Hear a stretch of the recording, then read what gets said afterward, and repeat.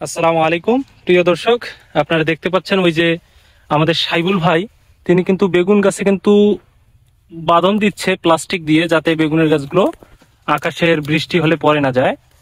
আচ্ছা সাইবুল ভাই, এখানে তো দেখতে পাচ্ছি যে বেগুনের গাছে আজকে বাঁধন দিচ্ছেন।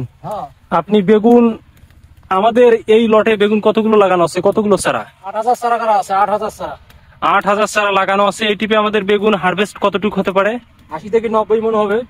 80 থেকে 90 মন বেগুন আমাদের হারভেস্ট হবে। আশা করা যায় বেশি হবে, কম হবে না। এখন পর্যন্ত আমাদের সর্বমোট খরচ কত টাকা গেছে? 1,20,000 হয়েছে। 1,20,000 টাকা এখন পর্যন্ত আমাদের সর্বমোট খরচ কিন্তু গেছে। প্রিয় দর্শক, সাইবুল ভাইয়ের কাছ থেকে আমরা আরো জানবো, মানে তারা বেগুন বর্তমান কত করে বিক্রি করতেছে। 1400 থেকে 1500 টাকা মন বিক্রি করতেছি। 14 থেকে 1500 টাকা মন কিন্তু বিক্রি হচ্ছে।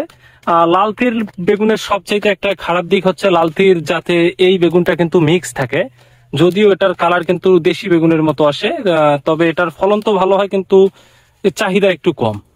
বাইরে যখন মালটা যায় চাহিদা একটু কম, তাই না? প্রিয় দর্শক, প্রতিটা গাছে কিন্তু আপনারা দেখতে পাচ্ছেন অসংখ্য বেগুন কিন্তু ঝুলে আছে। প্রতিটা গাছে দেখছেন, প্রতিটা গাছে অসংখ্য বেগুন।